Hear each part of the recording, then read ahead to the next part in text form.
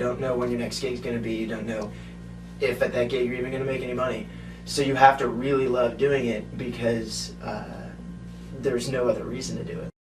Well, the one thing that has stayed totally the same is clubs in New York.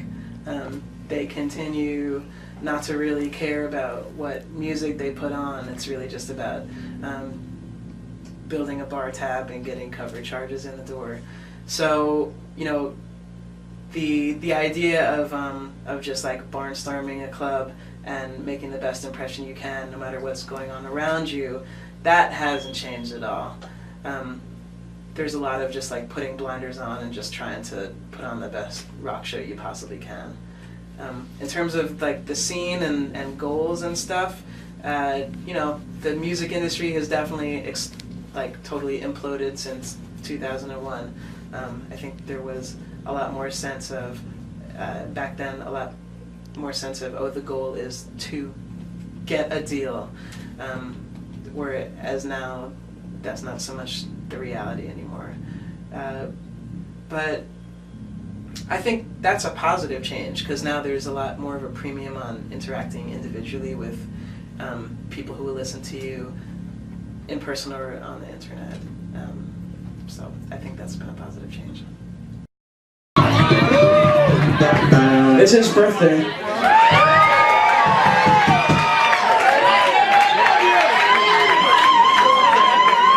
I'm not going to say how old. It's at least 32. He looks good though. He looks very good. Very boyish. As long as he stays dressed. Am I right, ladies?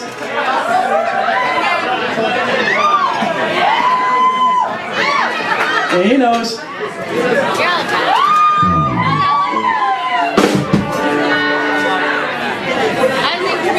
Alright, let's play a song now. Now that I've entertained everyone with my witty repartee. I'm all spoopy pants. Most of the time, he just sits right down and runs. He's making a run until he makes things right. He's up on the line, and he wants to glide. He's in the crowd. You know, it's true, the band, fostering bands versus the bar tab thing is a problematic element of the clubs. I understand everyone wants to make money. But we always joke that if sound guys or record labels, we'd be in. Because every time we play a show, the sound guy always comes up to us after and says, wow, holy shit, you're the best band that's been in this club in years. Because they hear so much music and so many people just go out and play, they don't practice, they don't pay attention, and they just put out music that, you know, they might be proud of, maybe they shouldn't be proud of. So I think it's exciting to be part of something that when people come see us, and new people come see us, people come to hundreds of shows that we know, every time they leave excited and they want to hear more and they want us to keep writing and keep playing. That kind of drives us. Our fan base and the people that come to these clubs with every time to see us are why we make the music, because we want to share that experience with people. Yeah, I think the bummer about the New York scene now, like you hear stories about back in the 70s about like a CBGB scene, which included like the Ramones and the Talking Heads, and there grew this culture around a place where if you walked into this place, you would hear a certain, you know, maybe not a certain genre of band, but you know, a certain category of like young up-and-coming musician that was, you know, that was cool.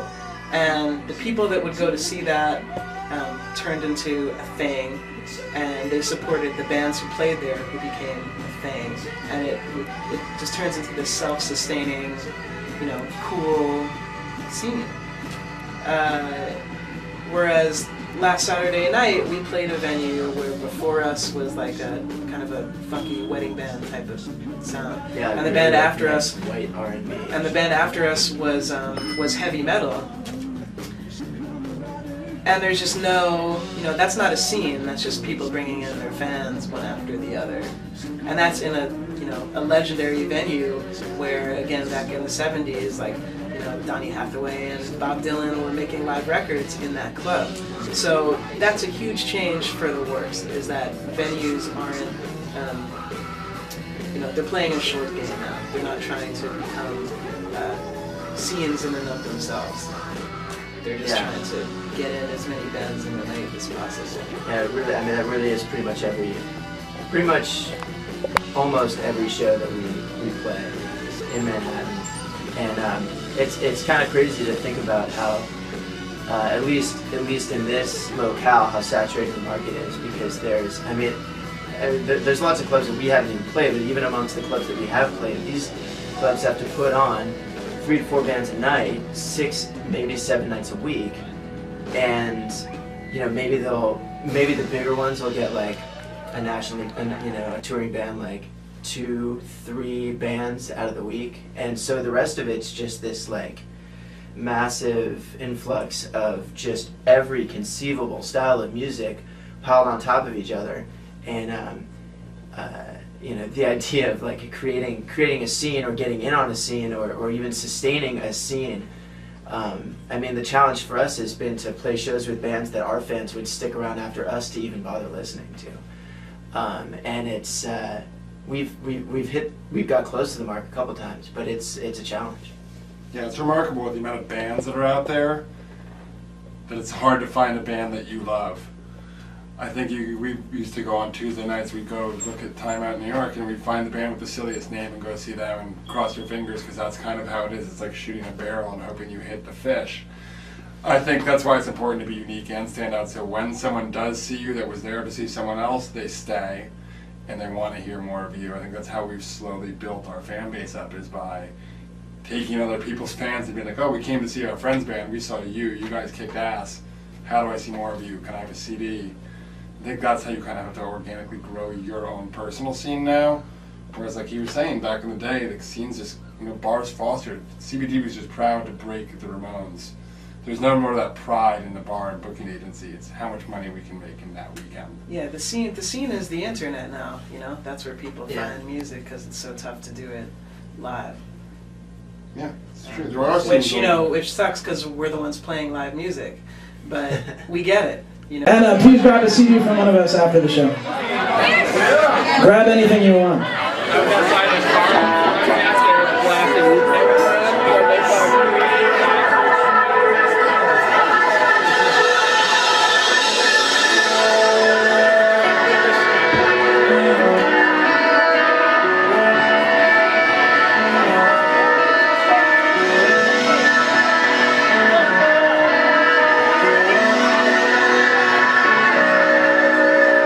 Someone appears on his way, but I've never seen her before. There's always a bright lit highway, and it's away from you when I cry.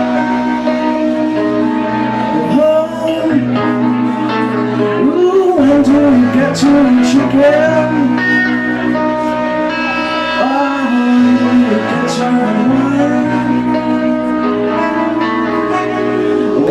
The reality is, it is very difficult to do what we do.